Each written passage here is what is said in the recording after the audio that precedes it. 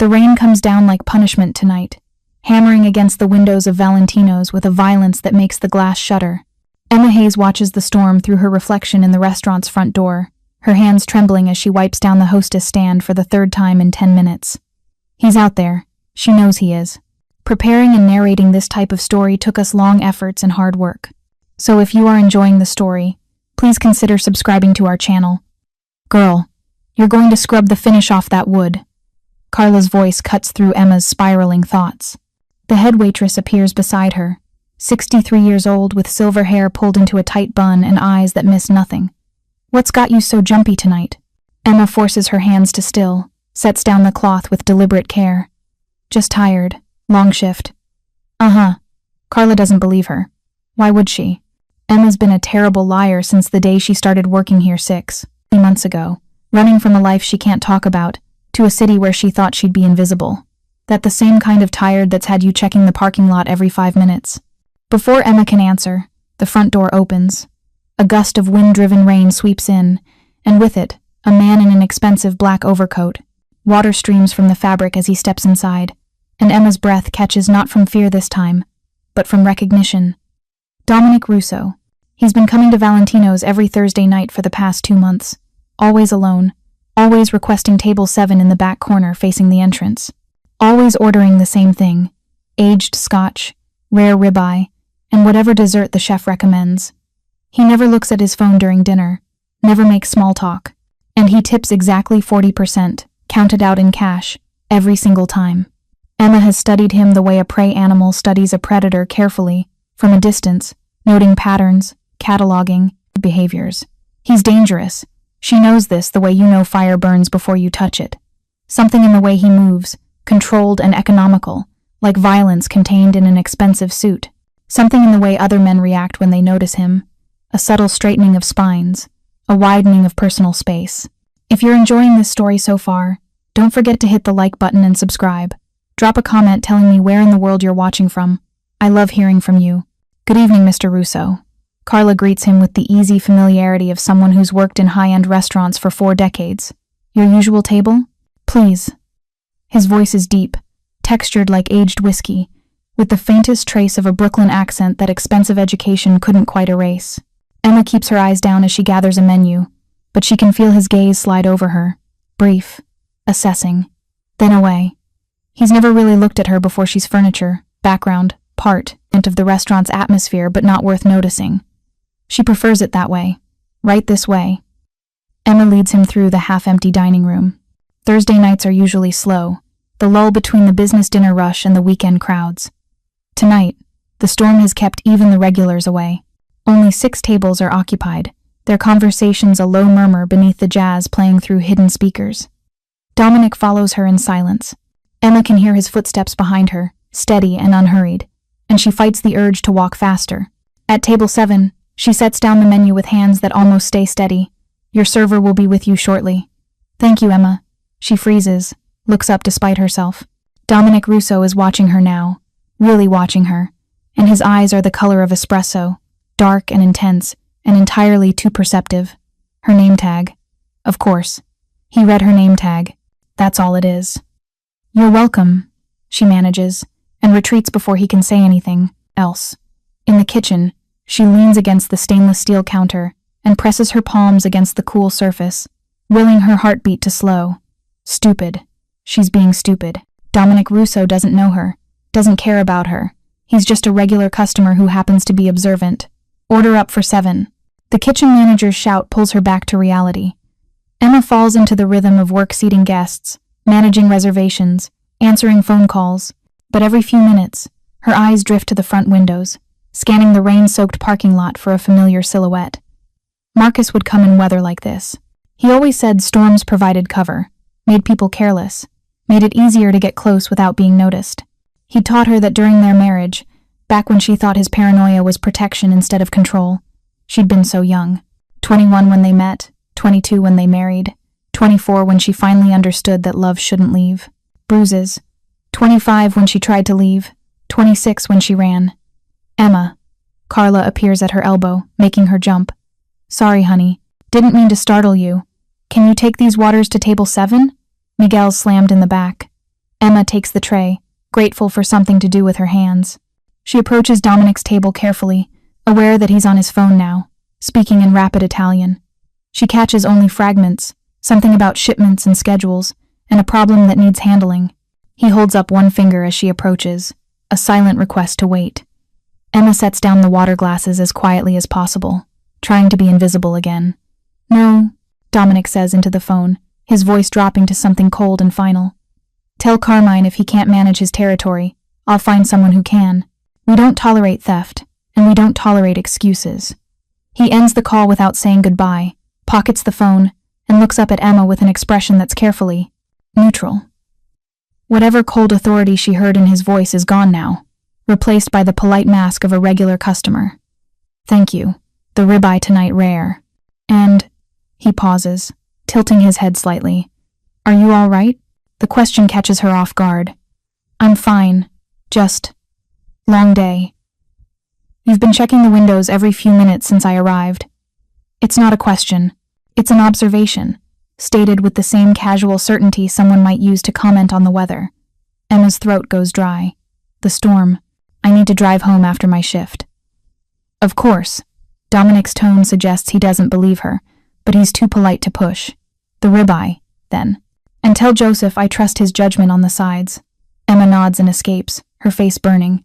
She's drawing attention, being memorable, exactly what she can't afford to be. The shift crawls forward. 9 o'clock becomes 9:30. The storm intensifies, thunder rolling across the Chicago skyline like artillery fire. 2 more. Tables leave. Then another. By 10 o'clock, only 3 occupied tables remain, and one of them is Dominic Russo, working through his meal with the same methodical precision he applies to everything. Emma is clearing table 4 when she sees him. Marcus. He's standing across the street under a broken streetlight, rain streaming down his face, staring directly at the restaurant. Directly at her. Even through the rain-blurred windows, even across the distance, she recognizes the set of his shoulders, the way he stands with his weight slightly forward, ready to move. The water glasses slip from Emma's hands. They hit the floor with a crash that echoes through the quiet dining room, shattering into 1,000 glittering pieces. "Emma." Carla rushes over with a broom.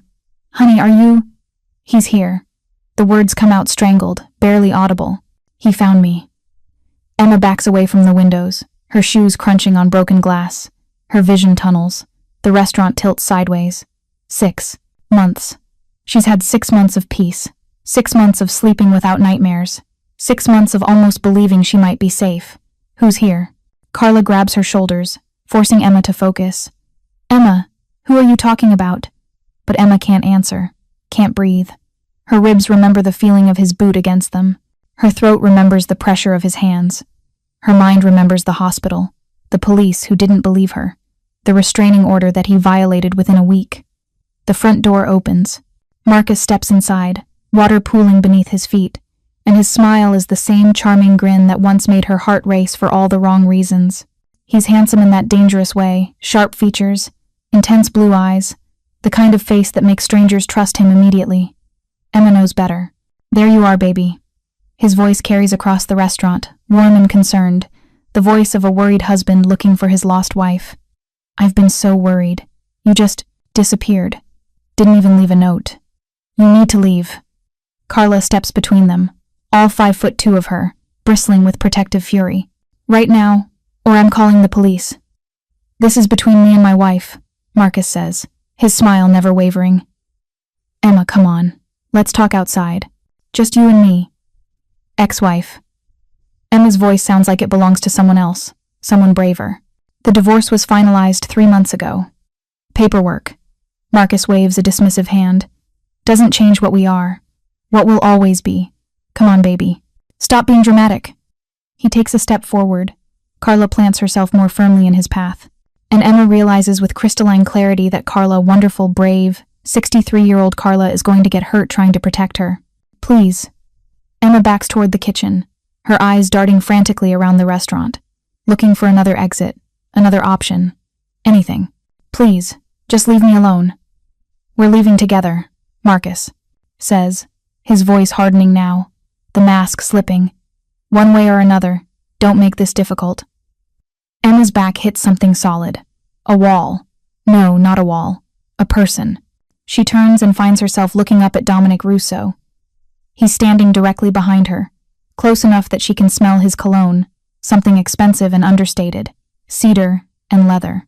His expression is calm, almost bored, but there's something in his eyes that makes the hair on the back of her neck stand up. "Excuse me," Dominic says politely, his gaze fixed on Marcus. "I believe the lady asked you to leave." Marcus sizes him up the expensive suit, the calm confidence, the slight Italian accent. Emma watches him make calculations, weighing whether this well-dressed stranger is worth the trouble. "This doesn't concern you," Marcus says finally. "This is a private matter. It became my concern when you made it public." Dominic's voice doesn't rise, doesn't harden, but something shifts in the air. The temperature drops. "The restaurant has a policy. We don't tolerate harassment. Leave now, or I'll have you removed." "You'll have me removed?" Marcus laughs, genuinely amused. "Do you know who I am? I'm a decorated police officer. I've got connections in this city that would make your head spin. So why don't you mind your own business before you end up with problems you can't handle, police officer?" Emma had forgotten to mention that part. Forgotten that Marcus knows every cop in his precinct, that his brothers are on the force, that his father was a captain before he retired. That's why the restraining order never worked. That's why she ran instead of fighting. Dominic is quiet for a long moment. Then he smiles, and it's the most frightening thing Emma has ever seen. Not angry, not threatening, just cold.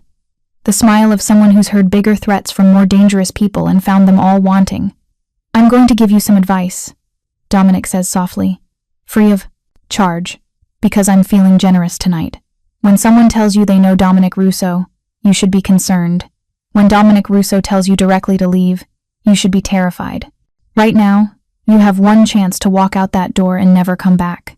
I suggest you take it." The restaurant has gone completely silent. Even the jazz seems muted. Emma can hear her own heartbeat, can feel the tension crackling like lightning about to strike. Marcus's face cycles through emotions, confusion, anger, dawning recognition, and finally, fear. Real fear. His complexion goes pale. Wait, Russo? The Russo family? Leave, Dominic repeats, and this time there's no smile. Now. Marcus backs toward the door, his bravado crumbling. "This isn't over. She's my wife. I have rights." "No," Emma hears herself say. The words come from somewhere deep inside, from the part of her that survived. "You have nothing. No rights. No claim. Nothing." Marcus looks at her, and for just a brablim, second, she sees the rage beneath his charm, the violence he's barely containing. Then he's gone, disappearing into the storm, and Emma's legs give out. Strong hands catch her before she hits the floor. Dominic lowers her gently into the nearest chair, his touch careful, professional, nothing like Marcus's rough handling. "Breathe," he says quietly. "Just breathe." He's gone. Emma gulps air, her whole body shaking with adrenaline crash. He'll be back. He always comes back. The restraining order didn't stop him. Running didn't stop him. Nothing stops him. "I will." Dominic pulls out his phone, typing something quickly. What's his full name? Marcus Hayes. But you don't understand, he's a cop. His whole family is police. They protect each other. No one will. Everyone has someone they answer to. Dominic's phone buzzes. He glances at it, nods once. Marcus Hayes, Chicago PD, badge number 4729. Currently on administrative leave, pending an internal investigation for excessive force. 3 previous domestic violence calls to his address, all dismissed. Filed for divorce petition against him 3 months ago under your maiden name, Castellano. Emma stares at him. How did you... I didn't tell you my last name. I know. Dominic pockets his phone. Emma Castellano, 26 years old. Moved to Chicago 6 months ago from New York. No family, no emergency contacts on file with the restaurant. You've been sleeping in your car 2 nights a week because you can't afford the deposit on an apartment. The room tilts again, but differently now. You've been watching me. Protecting you, Dominic corrects gently. There's a difference. Carla appears with a glass of water, pressing it into Emma's hands. Drink, honey. Slow sips.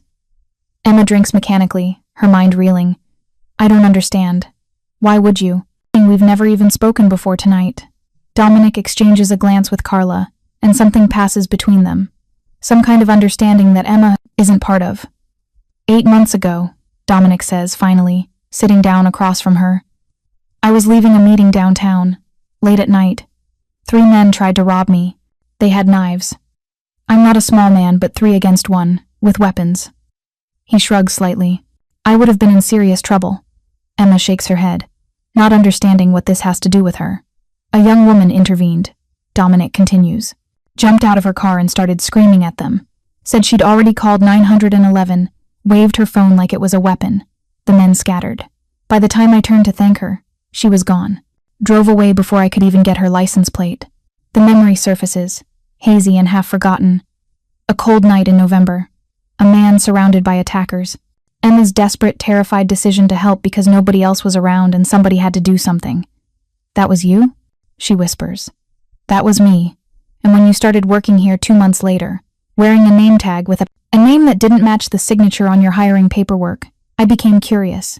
When I saw you checking over your shoulder constantly, jumping at loud noises, trying to make yourself invisible. Dominic's expression softens almost imperceptibly.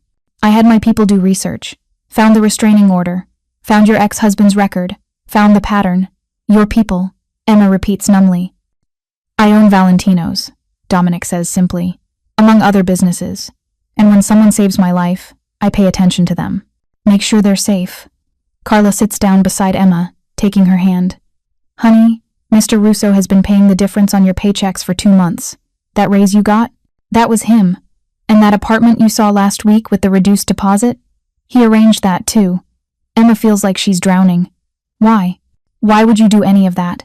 Because you saved my life and asked for nothing in return. Dominic stands, straightening his jacket. Because you're trying to, and survive and you deserve help. And because... He pauses, choosing his words carefully. Because I know what it's like to be trapped by dangerous people who think they own you. The difference is, I had resources to fight back. You didn't. So I'm giving you those resources. Emma's phone buzzes. She pulls it out with shaking hands. A text from an unknown number. Your apartment is ready. First and last month paid. Keys are at the front desk. Address, 1247 Lakeshore Drive, Unit 4B, DR. That's too much. Emma breathes. I can't accept. You're not accepting. I'm repaying a debt. Dominic's tone makes it clear this isn't negotiable. You have a safe place to stay now. Tomorrow, you'll meet with a lawyer I trust. She specializes in domestic violence cases, and she never loses. We'll get your restraining order enforced properly. But Marcus is a cop. He has connections. So do I. The cold smile returns. Smile, better ones. Emma looks at Carla, at Dominic, at this impossible situation that doesn't make sense. Who are you? Really? Dominic is quiet for a moment, then he pulls out a business card and sets it on the table. It's black, expensive stock, with only a name and phone number embossed in silver. Someone who pays his debts, he says finally, and someone who doesn't let good people get hurt when I can prevent it. That's all you need to know right now. He heads toward the door, then pauses. Emma, your ex-husband is going to realize who I am very soon. When he does, he'll either stay away out of self-preservation, or he'll escalate out of pride. If he contacts you again even once you call the number on that card, day or night, someone will answer. What will you do? Anyone. Emma asks, not sure she wants the answer. Whatever is necessary, Dominic says simply. Whatever keeps you safe. Then he's gone, disappearing into the storm like something out of a dream. Emma sits in the empty restaurant, holding a business card that weighs almost nothing and changes. Everything. Carla squeezes her hand. Honey, the older woman says gently, I know this is scary. I know trusting people is hard for you right now. But Dominic Russo? He's complicated and dangerous and not someone you want as an enemy. But as a protector? She smiles slightly. You could do a lot worse. Emma stares at the card. The embossed number gleams under the restaurant lights. Outside, the storm rages on, but inside, for the first time in 6 months, Emma feels like maybe, just maybe, she doesn't have to face it alone. She doesn't know yet that Dominic Russo is more than a wealthy businessman. Doesn't know that his family name carries weight in circles, where violence is currency and loyalty is law. Doesn't know that by saving his life 8 months ago, she didn't just earn his gratitude, she earned his protection. And in Dominic Russo's world, that changes everything. Emma doesn't sleep that night. She sits in her new apartment. Her apartment. The words still don't feel. real on a couch that came fully furnished, staring at Dominic Russo's business card like it might suddenly explain everything. The unit is small but beautiful. Hardwood floors, large windows overlooking Lake Michigan, a kitchen with appliances that actually work. There's even a bedroom with a real bed, not the back seat of her 10-year-old Honda. The keys had been waiting at the front desk exactly as promised, handed over by a security guard who'd simply nodded and said, "Welcome home, Miss Castellano. No questions, no paperwork, no awkward explanations, just to home." Emma's phone buzzes at 2:47 a.m. Unknown number. Her heart lurches into her throat until she reads the message. Security detail posted outside your building. 2 men, 12-hour shifts. You won't see them unless you need to. Sleep. You're safe now. DR. She goes to the window, peers down at the street 4 floors below. At first, she sees nothing but the empty pre-dawn darkness. Then movement catches her eye, a figure in a dark sedan parked across the street, positioned to have a clear view of her building's entrance. As she watches, a second man emerges from the shadows near the side entrance, speaking into what looks like a radio. They're real. This is real. Emma backs away from the window and sits on the floor, her back against the wall, the way she used to sit in Marcus's apartment when she was too afraid to sleep in the bed. Old habits die hard. Her phone rings at 8:15 a.m., jolting her from an uneasy doze. The number is local but unfamiliar. Hello? Miss Castellano? This is Rebecca Torres. Dominic Russo asked me to call you. I'm an attorney specializing in domestic violence and restraining order violations. Do you have time to meet today? Emma's mind is still foggy with exhaustion. Today? I understand this is sudden, but given your ex-husband's escalation last night, I'd like to move quickly. Can you come to my office at 10? I'm in the Loop, near Millennium Park. I'll text to you the address. I have work this afternoon. I've already spoken with Carla at Valentino's. You're taking today off. Paid. She insists. Rebecca's voice is warm but professional. Miss Castellano, may I call you Emma? I've reviewed your file. What Marcus Hayes has done to you is not only illegal, it's criminal. And I promise you, by the time we're done, he won't be able to get within a city block of you without ending up in prison. The certainty in her voice makes Emma want to believe. Okay. 10 o'clock. Excellent. One more thing, there will be a car outside your building at 9:30. Black SUV. The driver's name is Vincent. He works for Mr. Russo and he'll take you to my office safely. That's not necessary. I can take the train. Emma. Rebecca's voice gentles. You've been handling everything alone for too long. Let someone help, please. The car arrives at exactly 9:30 a.m. Emma watches it from her window for 5 minutes before finally heading downstairs, half convinced this is all some elaborate trap, some new way for Marcus to get to her. The driver is a mountain of a man, maybe 6'5", with shoulders that barely fit through the SUV's door. But when he sees her, his craggy face breaks into a surprisingly gentle smile. Miss Castellano, I'm Vincent. Mr. Russo asked me to drive you today. He opens the back door. Take your time. No rush. The interior smells like leather and expensive cologne. Emma slides in, feeling desperately out of place in her Target jeans and old cardigan. There's water in the console if you need it, Vincent says, pulling smoothly into traffic. And the address is already programmed. Should be about 20 minutes with morning traffic. Emma watches Chicago slide past the tinted windows. The city looks different from inside this car cleaner, safer, like there's a barrier between her and all the dangers she's spent 6 months running from. Can I ask you something? She says finally. Vincent's eyes meet hers in the rearview mirror. Of course. How long have you worked for Dominic Russo? 15 years. There's pride in his voice.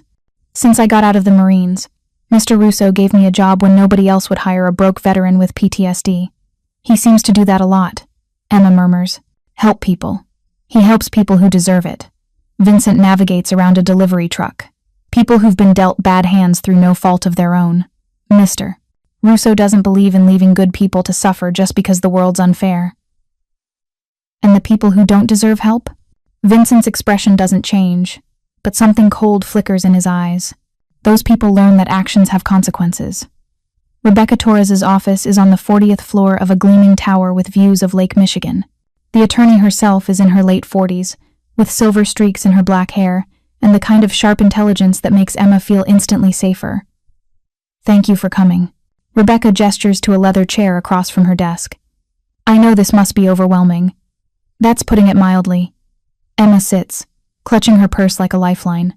Yesterday I was a waitress barely making rent. Today I have an apartment, a lawyer, and armed guards following me. I don't understand any of this. I know. But let me explain what we're going to do, and hopefully it will start making sense. Rebecca pulls out a thick file. I've already filed an emergency motion to modify your existing restraining order. The one you got in New York was good, but enforcement across state lines is complicated. We're getting a new one issued here in Illinois with teeth. Marcus will just ignore it again. Not this one. Rebecca's smile is sharp, because this time, we're adding criminal charges. Stalking across state lines is a federal offense. Violating a restraining order multiple times is grounds for immediate arrest, and based on the evidence Mr. Russo's security team collected. Last night video footage of Marcus following you, records of him accessing police databases to track your location, testimony from multiple witnesses at the restaurant. We have enough to ensure the judge takes this seriously. Emma's head spins. Evidence? What evidence? Dominic's security has been documenting Marcus's movements for the past 2 weeks. Rebecca slides photographs across the desk. These show your ex-husband outside Valentino's on 4 separate occasions, outside your bank, following your route home from work. He's been stalking you systematically, and now we can prove it. The photographs are time-stamped and clear. Marcus in his car, parked across from the restaurant. Marcus waiting outside the grocery store where Emma buys her weekly supplies. Marcus standing on a street corner, watching. Emma's hands shake. I didn't know. I thought I saw him once or twice, but I convinced myself I was being paranoid. You weren't paranoid. You were being hunted. Rebecca's. The voice is hard now, angry on Emma's behalf. But that ends today. We're also filing charges with his department's Internal Affairs Division. Accessing police databases for personal reasons is a fireable offense. By the end of this week, Marcus Hayes will be suspended pending investigation. By the end of the month, he'll likely be facing criminal charges. His family will protect him. They always do. His family doesn't have the kind of resources Dominic Russo has. Rebecca leans forward. Emma, I need to be honest with you. Dominic asked me to help you, and I agreed because I've seen your case file and it makes me furious. But I also agreed because when Dominic Russo asks for something, it happens. He has connections in this city that go all the way to the top. Judges, prosecutors, police commissioners, they all owe him favors, and he's calling in every single one to protect you. Why? The question that's been haunting Emma since last night. Why would he do all this for someone? He doesn't even know? Rebecca is quiet for a moment, studying Emma with those sharp eyes. Has he told you about his sister? Emma shakes her head. Isabella Russo. She was 23, Dominic's younger sister, his only sibling. 8 years ago, she started dating a man. Charming, successful, seemed perfect. Rebecca's expression darkens. He wasn't. He was controlling, abusive, violent. By the time the family realized what was happening, it was too late. Isabella tried to leave him. He killed her, made it look like a car accident, but everyone knew the truth. Emma's breath catches. Oh God. Dominic has spent the last 8 years making sure what happened to Isabella never happens to anyone else he can protect. He funds women's shelters, employs private investigators to document abuse cases, keeps lawyers like me on retainer specifically to help victims pro bono. Rebecca's voice softens. You saved his life, Emma. But more than that, you remind him of his sister. Young, brave, trapped by a dangerous man. He couldn't save Isabella, but he can save you. The weight of it settles on Emma's shoulders. She's not just someone Dominic is helping. She's a second chance. A way to rewrite an ending that still haunts him.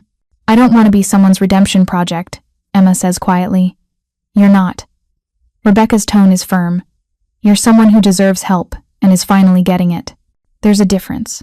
Dominic isn't doing this to ease his guilt. He's doing it because it's the right thing to do, and because he has the power to make a difference. Emma looks at the photographs again, at Marcus's face frozen in time, watching her, hunting her. What do I need to do? Sign these papers. Give me permission to file on your behalf. Show up to court when the judge calls you. And most importantly, Rebecca meets her eyes. Stop running. Stop hiding. You have protection now. Real protection. Use it. If you're hooked on this story, make sure to subscribe and turn on notifications so you never miss an upload. Your support means everything and helps me bring you more emotional stories like this one. Emma signs the documents with hands that shake less than they did an hour ago. Rebecca walks her through each page, explaining in clear terms what every signature means.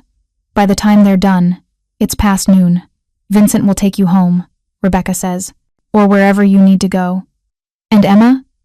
If Marcus contacts you even a text message, you call me immediately. Don't engage, don't respond, just call. And Dominic? Emma asks. Should I? I haven't thanked him properly. For all of this. Rebecca smiles. He'll find you when he's ready. Dominic Russo isn't a man who does things expecting gratitude. But if you want to thank him, live your life. Be safe. That's all he wants. Vincent is waiting downstairs. The drive back to her apartment is quiet. Emma lost in thought. They're 2 blocks away when Vincent's radio crackles. Vincent, this is Base. We have a situation. Vincent's entire demeanor changes. His casual friendliness disappears, replaced by cold professionalism. Copy. Status? Subject Marcus Hayes just entered the parking garage of Miss Castellano's building. He's attempting to bypass security. Emma's blood turns to ice. He found me. How did he find me? Probably followed the SUV this morning or accessed DMV records with your new address. Vincent is already on the phone. Boss, we have a problem. He listens for a moment, nods, then hands the phone to Emma. He wants to talk to you. Emma takes the phone with numb fingers. Hello? Emma. Dominic's voice is calm, controlled, but she can hear something dangerous underneath. Listen carefully. Vincent is taking you to a different location. You're not going back to your apartment today. Probably not for a few days. But Marcus broke into your building. My men stopped him before he reached your floor, but he knows where you live now. We need to move you. Somewhere he can't find. This is never going to end. Emma's voice breaks. He'll just keep coming. He'll never stop. You're right, Dominic says quietly. Men like Marcus don't stop on their own. They need to be stopped. So that's what I'm going to do. What does that mean? It means you're going to be my guest for a few days while I handle this situation. Vincent knows where to take you.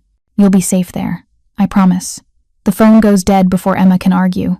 Vincent makes a sharp turn, heading away from Lakeshore Drive and toward a part of the city Emma doesn't recognize. They drive for 20 minutes, eventually pulling up to a gated estate in the suburbs. The property is massive acres of manicured grounds, a 3-story mansion that looks like something from a movie, security cameras everywhere. Welcome to the Russo family home, Vincent says, typing a code into the gate panel. You'll stay in the guest house. It's private, comfortable, and completely secure. Nothing gets past this gate without clearance. The guest house is larger than Emma's entire apartment. 2 bedrooms, a full kitchen, a living room with floor-to-ceiling windows overlooking a garden. There's even a security panel by the door. Mr. Russo will be here around 6, Vincent says, showing her how to work the security system. In the meantime, make yourself comfortable. There's food in the kitchen, clothes in the bedroom closet. We had someone pick up basics in your size. Anything you need, just press the intercom button and someone will help. He leaves Emma standing in the middle of luxury she can't process. This morning she woke up in her first real apartment in months. Now she's in a mansion's guest house, surrounded by security, while somewhere in the city, Dominic Russo is handling her ex-husband. Emma sinks onto the couch and finally lets herself cry. Not from fear this time, from exhaustion, from relief, from the overwhelming realization that for the first time since she married Marcus Hayes, someone is actually fighting for her instead of telling her to handle it herself. Her phone buzzes. A text from Carla. Heard you're taking a few days off. Good. Rest, honey. We've got everything covered at the restaurant. And don't worry about Marcus. Mr. Russo doesn't make promises he can't keep. Another text. This one from Rebecca. Judge signed the restraining order. It's active immediately. Marcus has been officially served. He comes near you again. He goes to jail. No exceptions. And then, finally, one from an unknown number. You're safe now. I'll explain everything tonight. Rest. D. Emma lies down on the impossibly soft couch and closes her eyes. Outside, birds sing in the garden. The afternoon sun streams through the windows. And for the first time in longer than she can remember, Emma Castellano, she's taking her maiden name back, lets herself believe that maybe, just maybe, this nightmare might actually end. Dominic Russo's office is in a building downtown that doesn't advertise what happens there. No company name on the directory, no signs on the door. Just a suite number and a security system that requires 3 separate forms of identification. He sits behind his desk now, watching security footage from Emma's apartment building on multiple screens.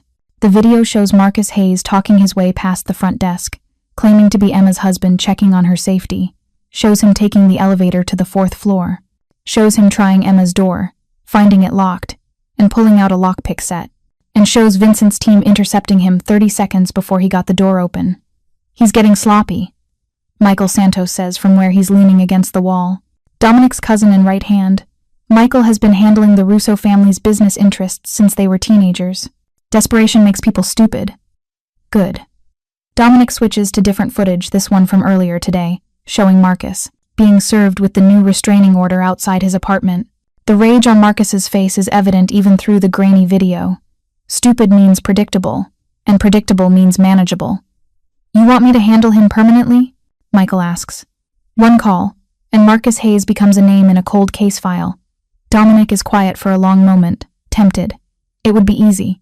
Men disappear in Chicago every day, and the ones who disappear on Dominic Russo's orders are never found. But he thinks of Emma's face last night, her desperate need to believe the world could be fair, could be just. No, he says finally. We do this legally. Rebecca's building a case that will put him in prison. That's the right way. Since when do you care about the right way? Michael's tone is curious, not critical. Since I met someone who still believes in it. Dominic closes the laptop. Emma saved my life and asked for nothing. She documented abuse for months, hoping someone with power would care enough to use it properly. She deserves to see justice work the way it's supposed to. Michael is quiet. Then, you're going soft in your old age, cuz. Maybe. Dominic stands, buttoning his jacket. Or maybe I'm tired of solving every problem with violence. Isabella deserved better than what happened to her. Emma deserves better than becoming collateral damage in our world. So what's the play?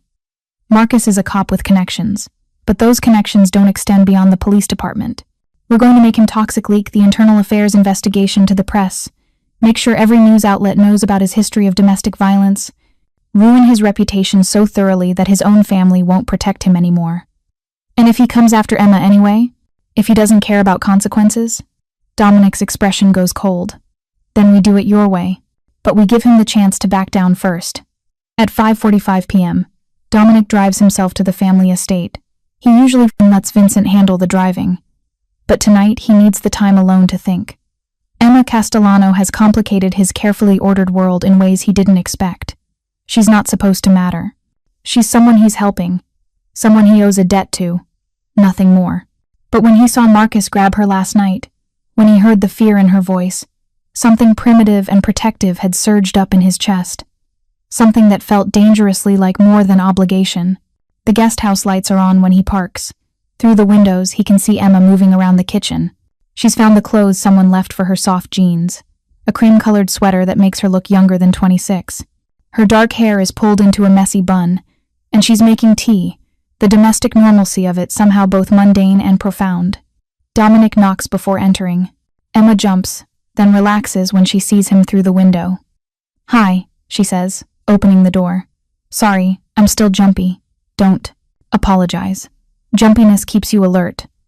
Dominic steps inside, and the guest house immediately feels smaller with his presence. Did Vincent show you everything? Yes, this place is. It's too much, Dominic. I can stay in a hotel or, you're staying here. His tone leaves no room for argument. Marcus knows your apartment. He probably has your phone tracked, your credit cards monitored. Here, you're invisible. Safe. Emma sets down her tea. Can I ask you something? Always. Why does Marcus seem so afraid of you? When you said your name last night, he looked like he'd seen a ghost. Dominic moves to the window, looking out at the garden. How much truth can she handle? How much should he reveal about the world he comes from? My family has been in Chicago for 4 generations, he says carefully. We started as immigrants from Sicily, built businesses, acquired properties, gained influence. Some of that influence was not always legal. You're in the Mafia. It's not a question. That word carries a lot of assumptions. Dominic turns to face her. Yes, my family has connections to organized crime, but my grandfather worked very hard to legitimize our holdings. By the time I inherited, 90% of our business was completely legal. restaurants, real estate, import, export companies, all above board, all documented, all paying taxes. And the other 10%? Protection services, information brokerage, conflict resolution. Dominic's smile is slight. Things that exist in legal gray areas but serve important functions. We don't deal drugs. We don't traffic people. We don't hurt innocents. But we do have resources that make us useful to people who need things done quietly. Emma absorbs this. So, when Marcus looked you up, he found out that threatening someone under Russo protection is a good way to have your life destroyed. Quietly, legally, but thoroughly. Dominic crosses his arms. That's why he's afraid. Not because I'd kill him, I wouldn't. But because I could make him wish I had. Should I be afraid of you? The question hangs in the air. Dominic studies Emma's face, seeing genuine curiosity instead of fear. She should be afraid. Most people are, once they know what he is. No, he says simply. You saved my life. That makes you untouchable. Anyone who hurts you answers to me, and everyone in my world knows what that means. Emma is quiet for a long moment. Then, your sister, Isabella, Rebecca told me. Dominic's jaw tightens. Did she? I'm sorry for what happened to her. But Dominic, I'm not your second chance. You don't owe me salvation because you couldn't save her. I know that. The words come out harder than he intends. He softens his tone. This isn't about guilt, Emma. It's about doing the right thing because I have the power to do it. You're in danger. I can help. It's that simple. Nothing about you is simple, Emma says, but she's smiling slightly. But thank you. For all of this. For believing me when most people wouldn't. For caring enough to help. She steps closer, and Dominic catches her scent, something floral and understated. Nothing like the heavy perfumes most women in his world wear. She's close enough that he could touch her. Close enough that he can see the gold flecks in her brown eyes. You should rest, he says, stepping back before he does something stupid. Tomorrow we meet with Rebecca again. She's got the preliminary hearing scheduled for Monday. After that, things should move quickly. And Marcus is currently sitting in a holding cell, charged with attempted breaking and entering. He made bail an hour ago, but his movements are being monitored. He won't get near you. Emma nods, some of the tension leaving her shoulders. Will you stay? For dinner? I found steaks in the freezer, and I actually know how to cook. It's the least I can do. Dominic should say no. Should maintain professional distance. Should remember that Emma Castellano is someone he's protecting, not someone he's pursuing. But the hope in her eyes, the casual domesticity of the invitation, the way she's looking at him like he's a man instead of a weapon. It's been so long since anyone looked at him that way. I'd like that, he hears himself say. They cook together in the comfortable silence of people who are still learning each other. Emma moves around the kitchen with practiced efficiency, and Dominic finds himself helping chopping vegetables, setting the table, opening wine. Normal things. Human things. Things he hasn't done in years. Where did you learn to cook? Emma asks, watching him handle a knife with professional precision. My grandmother.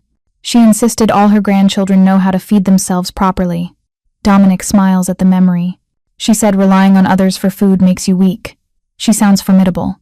She was. Ran the family with an iron fist until she was 93. He plates the vegetables. When my parents died, I was 17. Car accident. Nonna is the one who held everything together.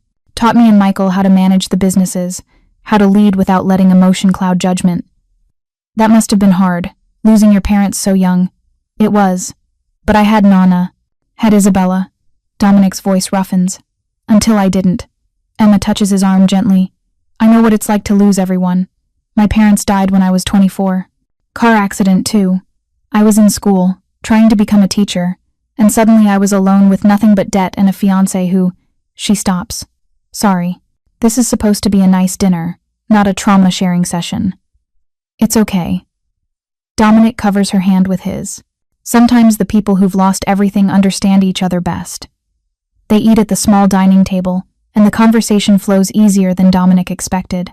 Emma talks about her childhood in New York, her dreams of teaching, the way Marcus had seemed perfect until he wasn't.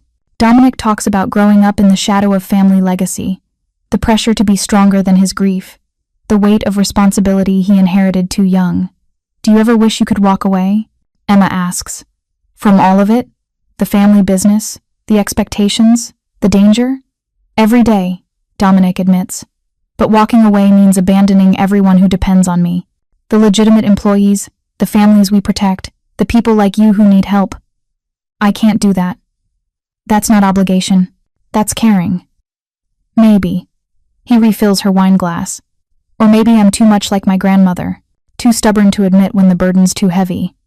Emma laughs, and the sound does something strange to Dominic's chest. When was the last time someone made him laugh? Really laugh, not the polite chuckles he offers at business dinners. They're clearing dishes when Emma's phone rings. Unknown number. She answers hesitantly. Hello? Her face goes pale. Dominic is at her side instantly. Yes, this is. Emma Castellano. What? When? She's shaking. Dominic takes the phone from her hand, putting it on speaker. I found unconscious in his apartment about an hour ago, a woman's voice is saying. He's at Chicago Memorial. We called his emergency contact, but that number's disconnected. You're listed as his ex-wife. What happened to him? Dominic asks, his voice cold and commanding. A pause. Who is this? Someone who needs answers. What happened to Marcus Hayes? Sir, I can't discuss patient information with... This is Dominic Russo. I'm Miss Castellano's legal counsel. She's the victim of Mr. Hayes' ongoing stalking and harassment. Now tell me what happened. Another pause. Then, he was beaten. Severely. Someone broke into his apartment and... Look, the police are involved. That's all I can say. Dominic hangs up and immediately calls Michael. Did you... No, Michael says before he can finish. I swear, cuz. I didn't touch him. Nobody in our crew did. Then who? I'll find out. Give me an hour. Dominic turns to Emma, who's sunk onto the couch, her face white. I didn't ask for this. I don't want him dead or hurt. I just want him to leave me alone. I know. Dominic sits beside her. And I didn't do this. Whoever attacked Marcus, it wasn't on my orders. But it's connected to you, has to be. He gets served with a restraining order, threatened by you, and suddenly he's in the hospital? She's right. And Dominic has a sinking feeling he knows exactly what happened. His phone rings. Michael. Boss, you're not going to like this. Marcus's brother James found out what happened last night. The restraining order, the arrest, all of it. Apparently, he and Marcus have never gotten along bad blood from childhood. James decided to handle things himself. Gave Marcus a beating. Told him to leave Chicago or face worse. Family justice, Dominic says quietly. Exactly. James is a sergeant. Higher rank, more connections. He told Marcus he was embarrassing the family, making them all look bad. Said if Marcus comes near Emma again, he'll finish what he started. Dominic relays this to Emma, watching her process it. So Marcus's own brother did what the legal system couldn't, Dominic finishes. Enforced consequences through violence because that's the only language men like Marcus understand. Emma is quiet for a long time. Then, is he going to be okay? Marcus? According to the hospital, yes. Broken ribs, concussion, but he'll recover. Good. Emma's voice is small. I never wanted him dead. Just gone. I know. Dominic pulls her against his side in a gesture that's purely protective, nothing more. Emma leans into him, and they sit like that in the quiet guest house, processing the violence that solved her problem in a way neither of them wanted. Dominic? Emma's voice is muffled against his shoulder. Yes? I think I'm in way over my head. I know, but you're not drowning alone anymore. Outside, night settles over the Russo estate. Security guards make their rounds. Cameras record everything. And in the main house, Michael is already working on damage control, making sure James Hayes' attack on his brother doesn't blow back on the Russo family. But in the guest house, two people who've both lost too much sit together in the dark, finding comfort in the simple fact that neither of them has to face their demons alone. Tomorrow will bring lawyers and police reports and consequences. But tonight, there's only this. The quiet understanding between two people who've survived things that should have broken them. And for now, that's enough. The preliminary hearing happens on a gray Monday morning that feels like the world is holding its breath. Emma sits in the courtroom wearing a navy suit that Rebecca insisted she needed. Judges respond to presentation, the attorney had said, and tries not to look at Marcus. He's across the aisle with his own lawyer, his face still bruised from his brother's beating. The swelling has gone down, but the mottled purple-green remains, a visible reminder that even his own family has turned against him. He catches her looking and smiles, that same charming smile that once made her feel special instead of trapped. Emma looks away.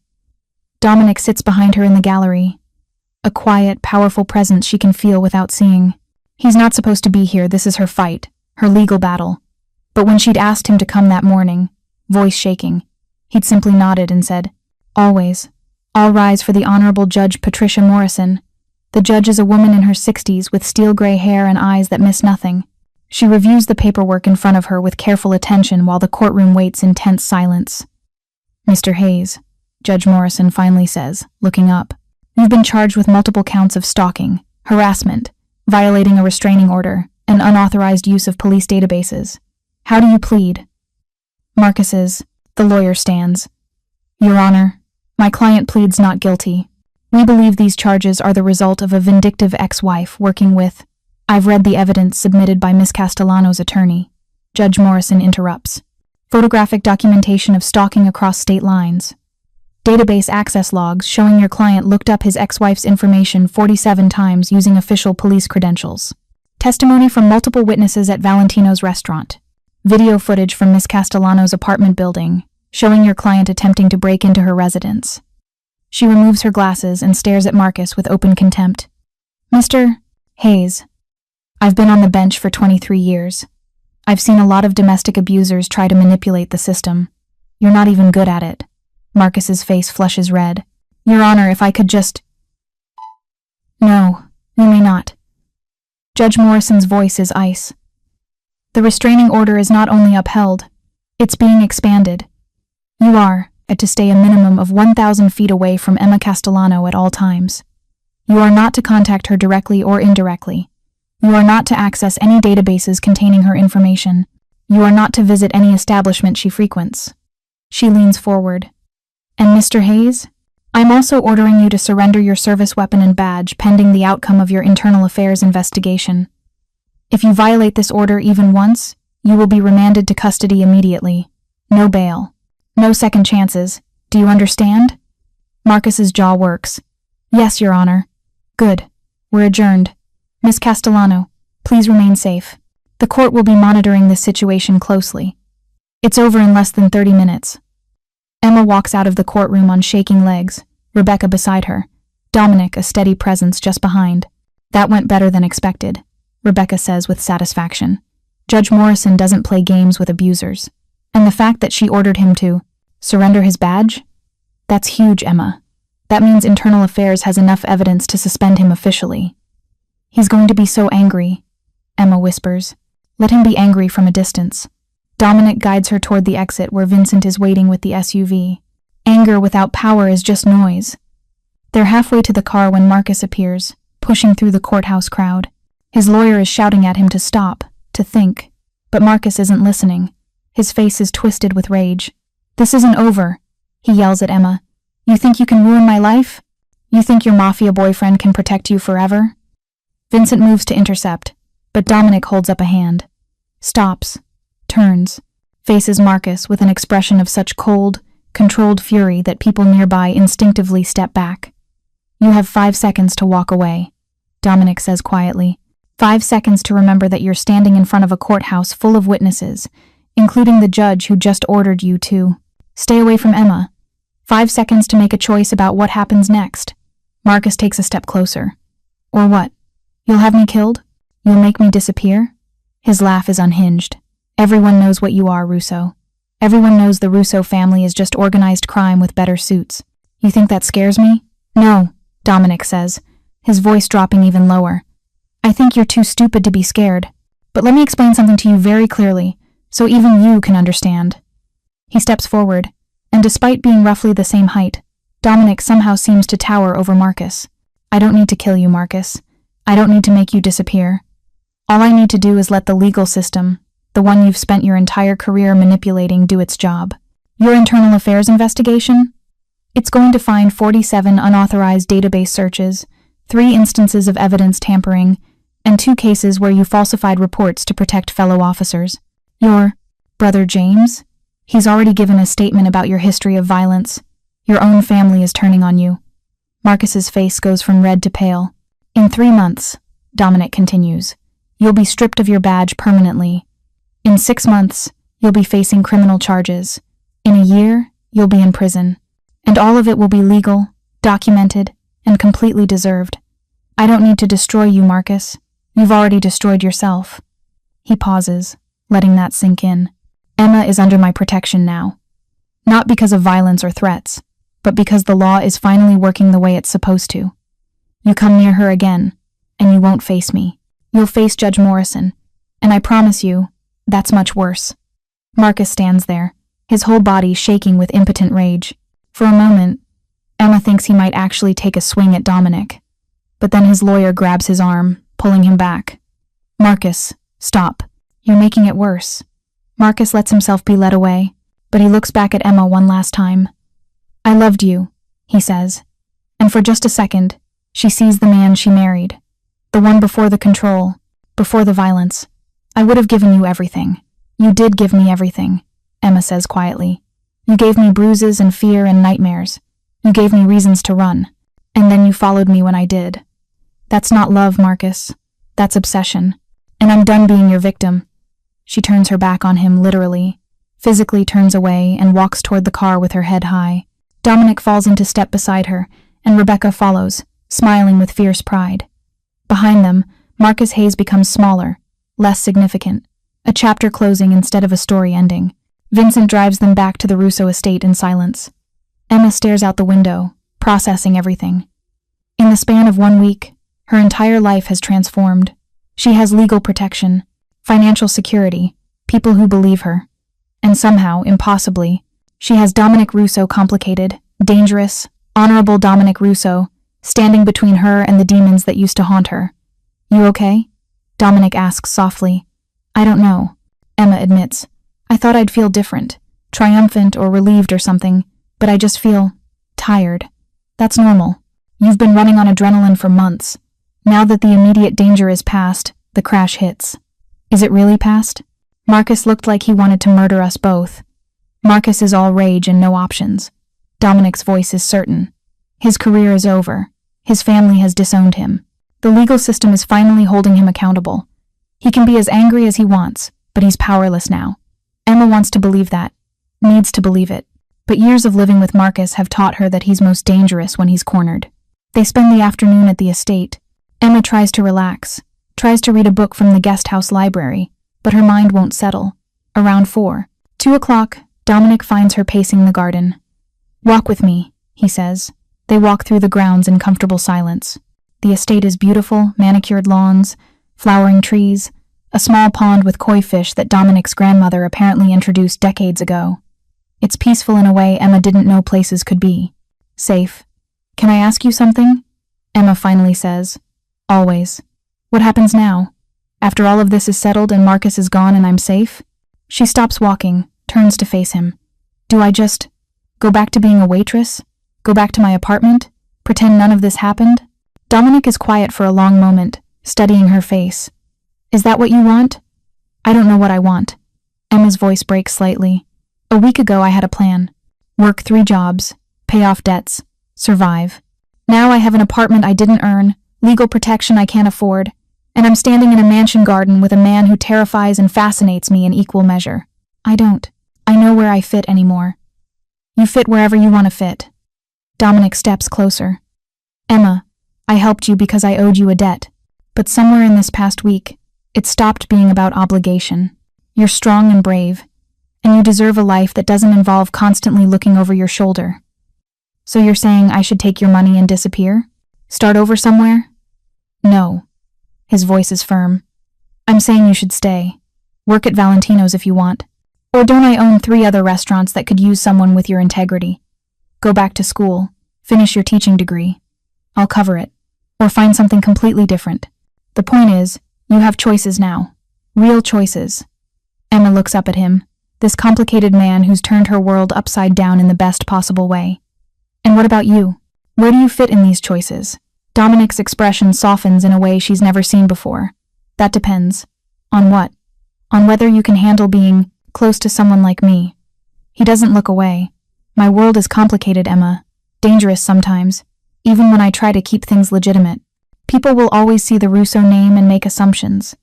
Dating me, if that's even something you'd consider, means accepting all of that. Dating you? Emma's heart kicks up. Is that what you want? What I want, Dominic says quietly, is to keep seeing you smile. Keep watching you discover that the world doesn't have to be cruel. Keep being the person you call when you're scared or happy, or just need someone to talk to. If that's dating, then yes. If it's friendship, then I'll take that too. I just want you in my life, Emma. However you're willing to be there. Emma should be afraid. Should run from this man who commands violence with a phone call, who moves through shadows and makes problems disappear. But when she looks at Dominic Russo, she doesn't see danger.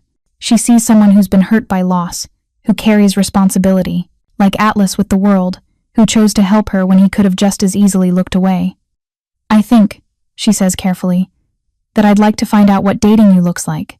Slowly, carefully, without any more mafia drama if we can help it. Dominic's smile is real, genuine, transforming his face from intimidating to almost boyish. I can't promise no drama. My family thrives on it. But I can promise I'll be honest with you, protect you, and never, ever make you feel trapped the way he did. Then yes. Emma reaches for his hand. Let's figure this out together. They're standing there, hands intertwined, when Vincent's voice crackles through Dominic's radio. Boss, we have a situation. Dominic's expression shifts immediately from soft to lethal. What kind of situation? Marcus Hayes just checked himself out of the hospital, against medical advice. And boss, he withdrew all his savings from his bank account. $23,000 in cash. Emma's blood runs cold. He's running. Or preparing for something, Dominic says grimly. He's already walking back toward the house, pulling Emma with him. Vincent, status on our surveillance? We lost him 40 minutes ago. He disabled his phone's GPS. We're checking traffic cameras now, but an explosion rocks the estate. Not close, but close enough that Emma feels it through the ground. Here's the deep boom that rattles windows. Dominic shoves her behind him instinctively, his body a shield. What was that? Emma's voice is barely a whisper. Dominic's already on his phone. Michael, report. Car bomb. Valentino's parking lot. Michael's voice is tight with controlled fury. Nobody hurt, the restaurant's closed on Mondays. But boss, it was your car, the one you usually park there on Thursday nights. If you'd been inside, get every camera feed from a 3-block radius. Find Marcus Hayes. Now. Dominic turns to Emma, his eyes blazing with cold rage. He's escalating, trying to kill me to get to. Oh my God. Emma's knees give out. Dominic catches her, holding her steady. This is my fault. If I hadn't... No. Dominic's voice cuts through her panic. This is Marcus's choice. His actions. His consequences. Not yours. Vincent appears, flanked by 2 other security personnel Emma hasn't met. Boss, we need to move Miss Castellano to the safe room. If Marcus is targeting you, he might come here next. Do it. Dominic releases Emma reluctantly. Go with Vincent. I'll handle this. No. Emma grabs his arm. I'm not hiding while you put yourself in danger because of me. Emma, no. Her voice is stronger now. I've spent a year running and hiding. I'm done. We face this together or not at all. Dominic looks like he wants to argue, but something in her expression stops him. He turns to Vincent. Bring her to the command center. Full security protocol. The command center is in the mansion's basement, a room that looks like something from a spy movie. Multiple screens. I'll show security feeds from across the city. Communications, equipment lines, one wall. 3 people Emma doesn't recognize are already working, tracking down leads. Marcus Hayes, Dominic says, and everyone's attention snaps to him. Just bombed my car at Valentino's. He's armed with at least $23,000 in cash, probably desperate, definitely dangerous. I want every resource we have tracking him down. Check his known associates, former addresses, anywhere he might hide. And get me Chicago PD on the line, specifically Sergeant James Hayes. Boss. Michael appears on one of the screens, calling in remotely. I've got something. Traffic cam caught Marcus's car heading toward the industrial district. Old warehouses, mostly abandoned. He's got a head start, but we can box him in if we move fast. Dominic's expression is calculating. How many exits? 3 roads out, 2 of which go through checkpoints we can control. If we position teams now, we can trap him. Do it. But, Michael, no lethal force unless absolutely necessary. I want him alive and in custody. This ends legally. Boss, with all due respect, a car bomb is attempted murder. Nobody would question. I would question it. Dominic's voice is steel. Emma deserves to see justice work the right way. Marcus goes to prison, not a grave. That's final. Michael nods and disconnects. Around the command center, people move with efficient purpose. Phone calls are made, teams are dispatched. The Russo organization mobilizes like a well-oiled machine, and Emma watches in fascination and terror. You could really have him killed, she says quietly. Couldn't you? Just make him disappear and no one would ever know. Yes. Dominic doesn't lie to her. But that's not who I want to be anymore.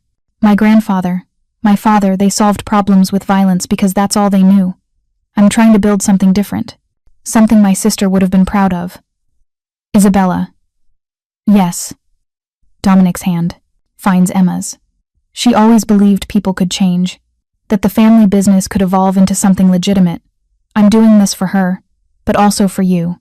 You saved my life, Emma.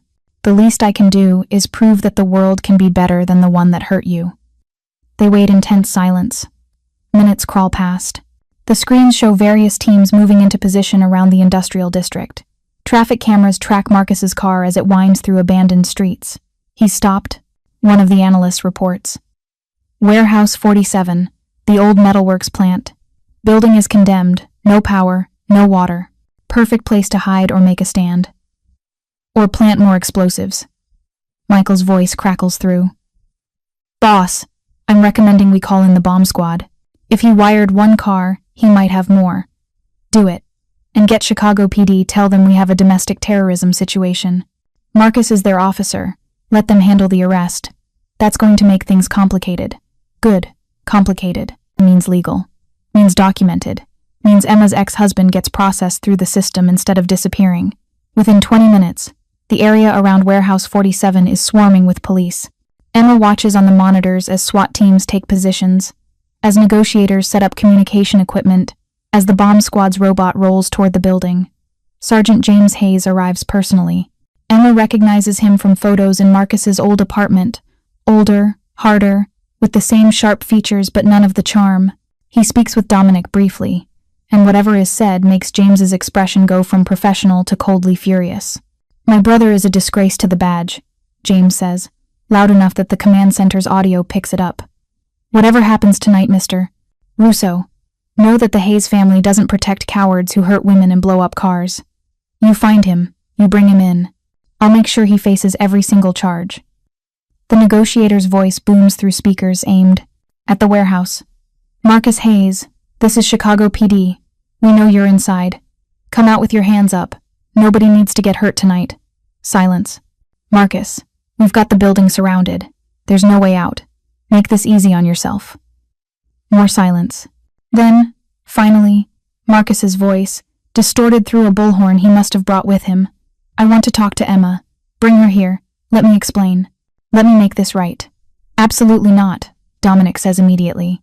But Emma is already standing, already moving toward the door. He'll never surrender unless he sees me.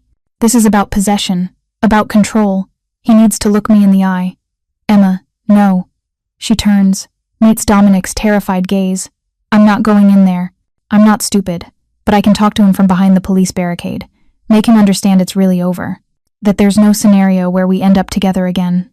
He's dangerous, unstable, and I'm done letting him control my life through fear. Emma's voice is steady. This is my choice, Dominic. Let me make it. Dominic looks like he wants to lock her in the safe room and never let her out. But he respects her too much for that. Always has. Vincent goes with you, he says finally. And you wear body armor, and you stay behind the police line at all times. And if anything feels wrong, you run. Understood? Understood. The drive to the industrial district takes 15 minutes that feel like hours. Emma sits in the back of the SUV, wearing a bulletproof vest that's too big for her frame, Vincent beside her radiating protective intensity. Dominic rides in the front, his jaw clenched so tight Emma's surprised his teeth don't crack. The scene at Warehouse 47 is controlled chaos. Police vehicles create a perimeter. Spotlights illuminate the building's entrance. SWAT snipers are positioned on rooftops. The bomb squad has confirmed no external explosives, but they won't know about the interior until someone goes in. Sergeant James Hayes meets them at the barricade. Miss Castellano, I'm sorry it's come to this. My brother. He shakes his head. There's no excuse for what he's done. To you. To the family name. To his badge. Thank you for being here, Emma says quietly. Let me be clear about something. James's voice hardens. If Marcus comes out of that building, he's going to prison for a very long time. And if he doesn't come out, he glances at the warehouse. Then he made his choice. Either way, you're free of him. I give you my word. The negotiator hands Emma a microphone. Keep it simple. Don't make promises. Don't engage with his delusions. Just convince him to surrender. Emma takes the microphone with shaking hands, raises it to her lips. Marcus, it's Emma. I'm here. Preparing and narrating this type of story took us long efforts and hard work. So if you are enjoying the story, please consider subscribing to our channel. A pause. Then Marcus emerges from the warehouse. He's disheveled, bruised, holding something in his hand that might be a detonator. Police instantly tense, weapons tracking his movement. Emma. His voice cracks. Baby, I knew you'd come. I knew you still cared. I came because people asked me to, because they think you'll listen to me. Emma keeps her voice steady. But Marcus, this needs to end. Tonight, you need to surrender. Surrender? So your Mafia boyfriend can have me killed? Marcus laughs bitterly. I'm not stupid, Emma. I know what happens to people who cross the Russos. Nothing is going to happen to you except arrest and trial. Legal process. That's all. Dominic promised. Dominic. Marcus spits the name like poison. You're defending him? After everything we had together? We didn't have anything together, Emma says, and the truth of it rings in her voice. We had control and fear and violence disguised as love. I was never your partner, Marcus. I was your prisoner. And I'm done. I'm finally, completely done. You don't mean that? Marcus takes a step forward. 30 weapons click into ready positions. He freezes. Emma, please. We can fix this. We can go away. Start over. Just the two of us. I'll be better. I swear I'll... No. The word is final. I don't want you to be better for me. I want you to get help for yourself. Face what you've done. Accept the consequences. And let me go. Really let me go. I can't. Tears stream down Marcus's face now. You're all I have. Without you, I'm nothing. That's not love, Emma says gently. That's obsession. And I can't fix you, Marcus. Nobody can but you. For a long moment, Marcus just stands there, broken and lost. Emma sees the man she once loved buried under layers of pain and rage and desperate need. She feels pity, but she doesn't feel responsible anymore. I'm sorry, Emma says, for whatever happened to you that made you this way, for the pain you're in. But I can't be your salvation. You need to surrender. Please. Marcus looks at her. Really looks at her. And something in his expression shifts. Acceptance. Finally. I loved you, he says one last time. I know. But love shouldn't hurt the way you hurt me. Marcus drops the detonator. Raises his hands. I surrender. It's over. SWAT moves in immediately, securing him with professional efficiency. The bomb squad checks the detonator. It's fake. Just a garage door opener Marcus modified to look threatening. There were never any explosives in the warehouse. Just a desperate man making a final, futile stand. As police lead Marcus away in handcuffs, he looks back at Emma one last time. She doesn't look away, doesn't cry, just watches as the man who terrorized her for years becomes smaller and smaller until he disappears into a police van. Dominic appears at her side, wrapping her in his arms. Emma collapses against him, finally letting the tears come. Not tears of sadness, tears of release, of ending, of freedom. It's done, Dominic murmurs against her hair. It's finally done. He looked so broken, Emma whispers. He was always broken. You just stopped trying to fix him. Dominic pulls back, cupping her face in his hands. You were incredible, brave and strong and everything I knew you could be. I was terrified. Bravery isn't the absence of fear. It's moving forward despite it. You taught me that. They stand there in the flashing lights of police vehicles. Two people who've both survived darkness finding light in each other. Sergeant James approaches.